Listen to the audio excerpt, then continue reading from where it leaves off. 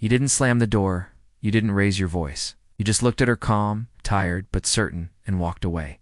She didn't chase you, not then. In fact, she barely blinked. She stayed on the couch, scrolling her phone, pretending.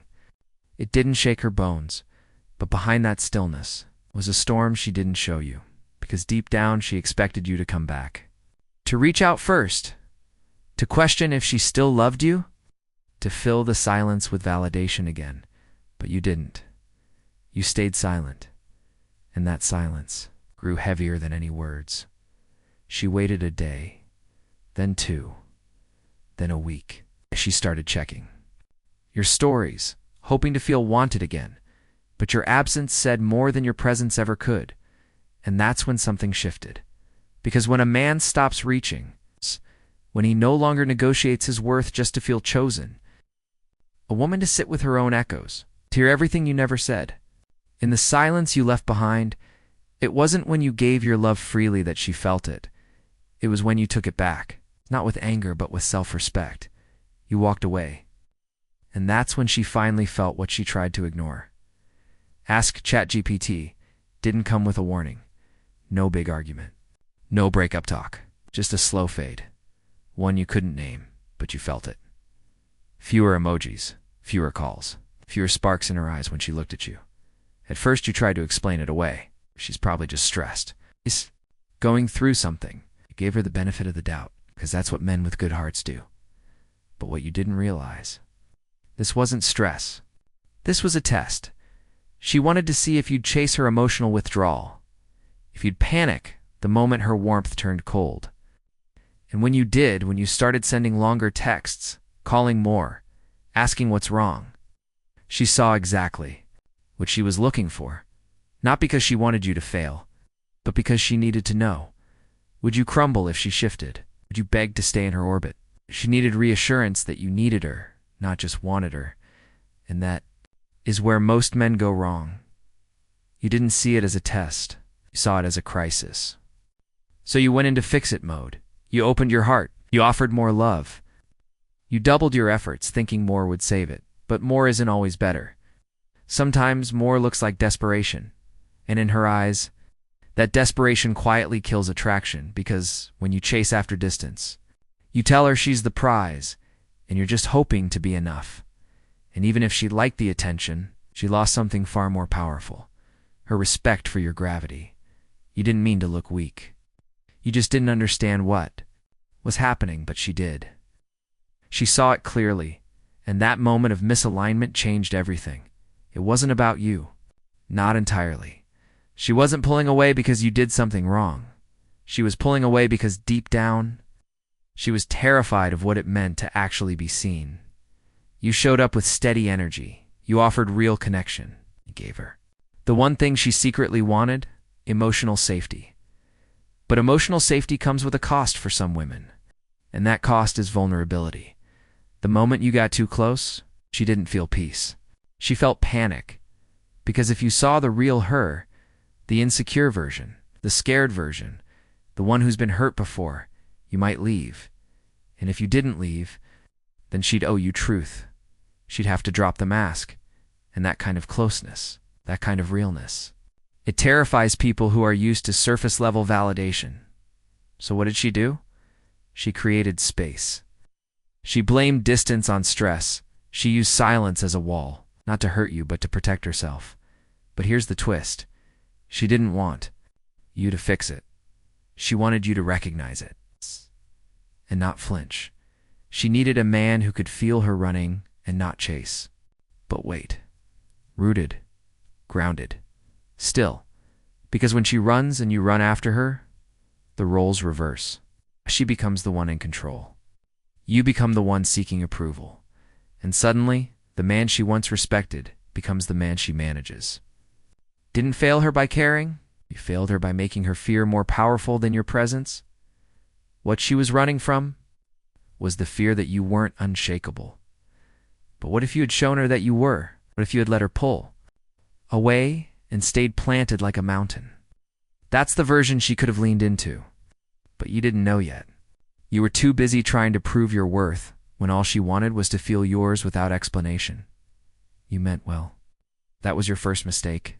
You thought more love would heal it. More messages, more check-ins, more effort to make things right. But here's what no one told you. When a woman pulls away and you lean in harder, you don't pull her back. You push her further. Because your energy, once calm, steady, magnetic, suddenly became reactive. And reactive energy always feels like weakness to her instincts. You asked her what was wrong. You tried to reason, tried to talk it out, started sending those "just thinking of you" texts that she used to love. But now they landed. Flat, not because they weren't sweet, because they came from a place of fear, not strength. Attraction doesn't die with anger. It dies with emotional imbalance, when she feels like you need her more than she needs herself. Her desire fades. You started watching her moods, walking on eggshells, adjusting your tone just to keep the peace, and without realizing it. You shifted from being the grounded man she was drawn to the approval-seeking version she barely recognized. You became predictable, available, safe in all the wrong ways. And here's the truth. She doesn't fall for the man who bends. She falls for the man who holds. So when you tried to explain your love, when you justified her behavior, when you tried to show her your heart in the hope she'd match it, you taught her that your value could be negotiated. That's what killed the attraction, not because you were too emotional, but because you gave her the power to decide your worth. And in doing that, you gave her something she never asked for: control. She didn't want control. She wanted to feel your certainty. But in those moments, even you couldn't feel it. She never said it out loud, but deep down, she was hoping for one thing: that you'd notice the shift and choose yourself anyway. She didn't want long paragraphs. She didn't want dramatic speeches or emotional breakdowns. She wanted to feel that your love wasn't built on need, but on choice. And when she pulled away, when her texts got colder, when her energy changed, she secretly hoped you'd stand still. She wanted to see if you had the strength to not react, not to punish her, not to manipulate her, to protect your center. Because what she really craves isn't attention, it's reassurance of your gravity, that you won't trade your peace just to keep her, that you won't shrink just to fit inside her confusion, that when things get uncertain, you become more certain. She wanted to look at you and see a man who doesn't chase because he knows what he brings. You see, your stillness. That's what she hoped for. The quiet kind of strength that doesn't flinch, doesn't explain, doesn't fold. She hoped you'd walk away, not to abandon her, but to remind her that access to your heart isn't entitlement, it's earned. Because a woman doesn't fall for the man who constantly proves his love. She falls for the one who knows its value too deeply to give it away cheaply. And if you had done that, if you had let the distance speak without filling it, you would have become the one man who didn't chase her patterns but held his power like it was sacred. And that is the man she never forgets. At first, she didn't notice.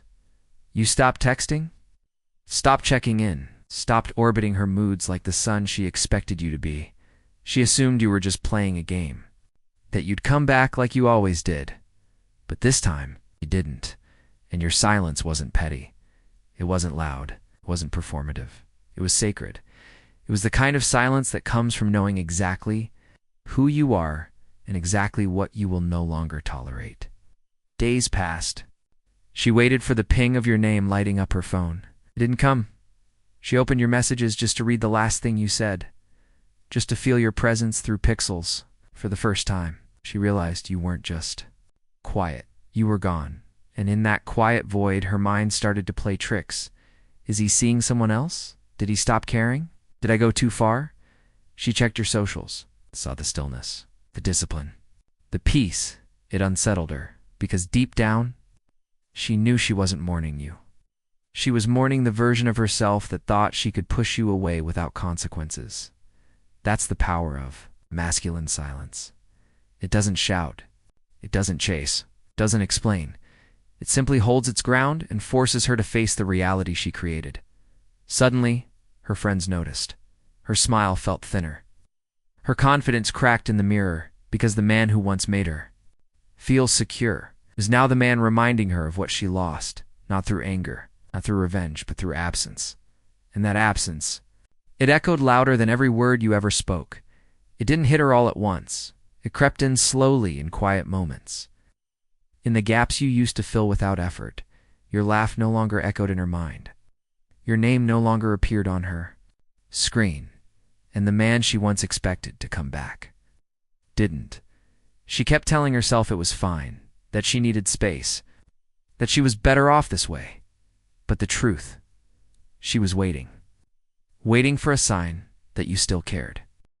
That you were still emotionally available, just hidden behind silence. But your silence didn't feel temporary anymore. It felt final, and then came the moment. The moment she saw you, not in person, but in presence. The way you carried yourself. The way you posted, moved, lived, unbothered, grounded, whole. It shattered her, because it meant you had moved on without closure. It meant she no longer had emotional control over you. It meant the man who once clung to her approval now lived without it and was thriving. She tried to reach out, liked an old photo, sent a hey that carried more weight than she'd ever admit, but you didn't take the bait. You didn't respond with softness. You didn't fall for the cycle. You had grown beyond it. And in that moment, she realized something she wasn't ready to face. You were never weak. You were willing to love, willing to stay, willing to fight until it cost you your self-respect. And now you were done fighting. And that was the real heartbreak for her. Not that you left, but that when you did, you never looked back. She felt it then, felt the finality, felt the weight of everything she never appreciated. And in her quietest moment, she whispered what her pride never allowed before. You were unforgettable. This was never about getting her back. It was about getting you back. The man who forgot his worth in the chase. The man who silenced his own needs just to stay close. The man who once thought that love meant proving, instead of being, but not anymore. You didn't walk away to teach her a lesson. You walked away because you finally learned yours. That your value doesn't live in how much you give, but in how deeply you know when to stop. And now, no longer the man who reacts. You're the man who chooses. You choose peace over chaos, dignity over attention, purpose over patterns. And if she remembers you, let it be for the silence that spoke louder than all her games. Let it be for the absence that shook her more than any words you could have said, because in the end, she didn't lose the man who begged. She lost the man who finally remembered who he was. So take this with you into every room, every connection, every mirror you face. You're not just attractive. You're not just healing. You're unforgettable. And now, she knows it too.